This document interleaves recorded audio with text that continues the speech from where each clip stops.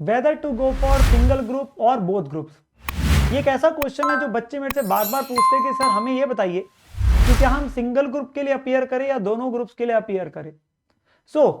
मैं सबसे पहले तो आप लोगों को ये चीज कहूंगा कि बेटा थिंक अबाउट दिस प्रैक्टिकली। भावनाओं में तो आप लोगों ने बिल्कुल नहीं अपने पास बहना है। Think about this logically. मैं आप लोगों को कोई टेम्पलेट आंसर नहीं देने वाला कि आप अपने पास जो है दोनों ग्रुप्स के लिए एम करो, आप रैंक के लिए एम करो, because it's a highly personalised decision. But मैं ये चीज जरूर है कि आप लोगों के साथ कुछ पैरामीटर्स डिस्कस कर सकता हूं, कुछ ऐसी चीजें बात कर सकता हूं जिनको ध्यान में रखते हुए आप ये डिसाइड कर सकते हैं कि क्या हमें सिंगल ग्रुप की तैयारी करनी चाहिए या फिर हमें दोनों ग्रुप्स की तैयारी करनी चाहिए। तो सबसे पहली चीज जो आती है, सबसे पहला जो पॉइंट आता है यहां पर, वो आता है नेवर मिस योर अटेम्प्ट, कि आप दोनों ग्रुप्स देने की सोच सके। आप कभी भी अपना अटेम्प्ट मिस मत करें कि आप अगली बार जाके दोनों ग्रुप्स को देंगे, क्योंकि बेटा time is very precious, it's very important. आपके जो दोस्त लोग हैं, अप्रोक्सीमेटली आपको 8 से 9 महीने का समय मिलता है सीए इंटरमीडिएट लेवल पे, अगर मैं बात करूं, जहां पर अगर आप अपना अटेम्प्ट जो है मिस करते ये सोचते हुए कि मैं अगली बार जाके दोनों ग्रुप दूंगा, आप बिल्कुल अपने पास बेटा गलत कर रहे हैं। जैसे मैंने कहा टाइम इज वेरी प्रीशियस बेटा। आपके काफी दोस्त होंगे जो शायद सिंगल ग्रुप देंगे, जो शायद दोनों ग्रुप हो सकता है दे रहे हो उस 9 महीने की तैयारी के अंदर में, और आप अपना अटेम्प्ट अगर मिस करते हैं तो बाय द टाइम आप अपने एग्जाम्स में बैठेंगे उससे पहले ही उन बच्चों का रिजल्ट आ चुका होगा, और हो सकता है कुछ बच्चे पास भी हो चुके होंगे। That will have a negative impact on you. Kindly don't miss your attempt कि आप अगली बार दोनों ग्रुप्स के बारे में सोच सके। The next important thing which comes is your what's your preparation level, because that's the most important thing to decide कि सिंगल के लिए जा रहे हैं दोनों के लिए जाना है।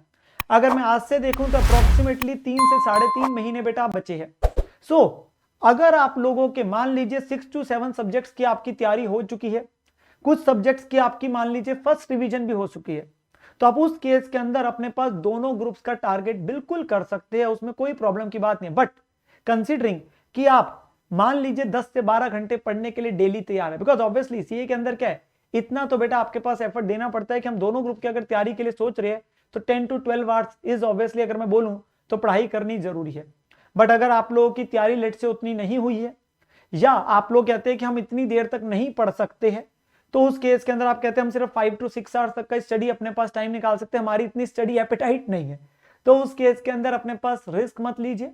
आप अपने पास उस केस के अंदर सिंगल ग्रुप पे ही स्टिक रहिए और उसको ही अच्छे तरीके से करिए, because the important thing is कि आप कितने अच्छे से अपने पास तैयारी करते हैं, रादर देन दोनों ग्रुप की तैयारी में सब कुछ ही मगअप हो जाए और सारा कुछ ही खराब हो जाए। And the last very important thing is आप लोगों को पता है कि आप लोगों की स्ट्रेंथ्स और वीकनेसेस क्या है, इन टर्म्स ऑफ अगर मैं बात करूं calibre, in terms of management, in terms of your subjects.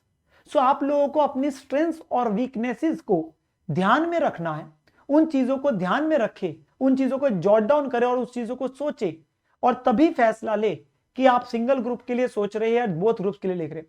तो मैं तभी आपको बोला है बेटा, मेरी तरफ से कोई मैं आपको कंक्रीट आंसर नहीं, बट ये जरूर है कि there are certain parameters which needs to be seen, जिनको देखते हुए हम ये डिसाइड कर सके कि आपने सिंगल ग्रुप देना चाहिए कि दोनों ग्रुप देना चाहिए। आप इन सारी चीजों को एनालाइज करें और उसके बाद ही ये डिसाइड करें कि क्या आप अपने पास सिंगल ग्रुप को तैयार करने की सोच रहे हैं या आप दोनों ग्रुप्स के लिए सोच रहे हैं। Thank you students, take care and bye bye.